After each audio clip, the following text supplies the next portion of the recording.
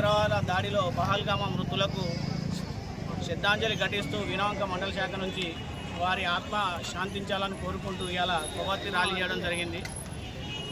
ఈ భారతదేశంలో గత 10 సంవత్సరాల నుంచి ఎలాంటి ఈ ఉగ్రవాదం ఏడ లేకుండా కుక్కరవేటతో వీకేసిన సమయంలో వాళ్ళకు ఈ వాక్స్ బోర్డు దాంతో జీర్ణించుకోలేక 16 జీవోతోని కాశ్మీర్ ప్రతిపాదక రాష్ట్రంగా చేసినాక వాళ్ళు జీర్ణించుకోక ఎప్పుడు భారతదేశం పైన పాకిస్తాన్ వాళ్ళు విరుచకపడదామనే ఆలోచన కొద్దీ వాళ్ళొక పన్నిన పన్నాగంలో నువ్వు హిందువా ముస్లిమో అని అడిగి మరి నువ్వు హిందువు అయితే చంపేస్తామని చంపి రోజులు ఇలా మనం ఇంత రాక్షసత్వంగా ఉన్నది.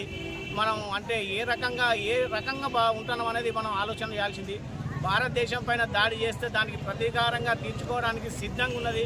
ఇప్పుడు ఏ జరిగినా కానీ పాకిస్తాన్ ప్రపంచ పటంలో లేకుండా చేయడమే ఒక జయంగా భారత ప్రభుత్వం ముందుకు అడుగులేస్తుందని వినాంక మండల శాఖ నుంచి కోరుతున్నాం. జరిపినటువంటి దాడిని యావత్ భారతదేశం ఖండిస్తుంది ఈరోజు. ఎందుకంటే మతాంతర ఉగ్రవాదం అనేది ఈరోజు బయటపడడం జరిగింది. ఈ లౌకికవాదులు ఈరోజు ఏం మాట్లాడతారనేది మనం వేచి చూడాల్సిన అవసరం ఉంది.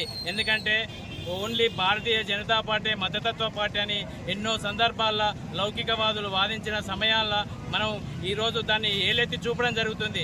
ఎందుకంటే భారతదేశం ఎప్పుడు సుసంపన్నంగా ఉండాలి, అఖండ భారత్గా నిర్మాణం జరగాలి అనే ఆశతో మనం నరేంద్ర మోడీ గారి పనిచేస్తుంటే ఈరోజు కాశ్మీర్ని కూడా అభివృద్ధి పథంతో నడిపిస్తున్నాడు.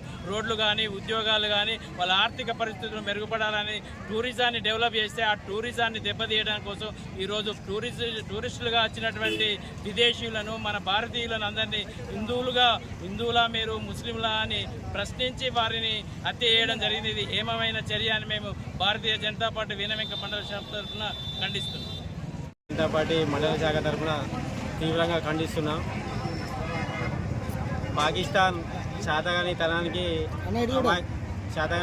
అమాయకులను టూరిస్టులను బలి చేస్తూ మేము అది చేస్తున్నామని గొప్పలు చెప్పుకుంటుంది.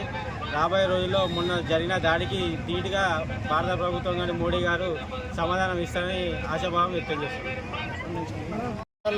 మొన్న జరిగినటువంటి ఉగ్రవాద దాడిలో అమరవీరులకు రూపం కట్టిస్తూ అదేవిధంగా వారికి కొవ్వొత్తులు నిర్వహించడం జరిగింది. వాళ్ళ ఆత్మశాంతి చేకూరాలి. ఒక పాకిస్తాన్ కుక్కల్లారా ఒకసారి ఆలోచన చేయండి. ఎందుకంటే మీరు ఈ భారతదేశం లేని బతుకులేదు. అదేవిధంగా మీరు ఏదో కావాలని కక్షగట్టి హిందువుల ముస్లింల అనే ఆలోచనతో మాట్లాడుకుంటూ చంపేయడం దురదృష్టకరం. ఇప్పటికైనా కూడా రేపు జరగబోయే పరిణామానికి మీరు ఎదుర్కొనడం మీకు చాతగానితనం అవుతుందని భావిస్తూ సెలవు తీసుకుంటారు.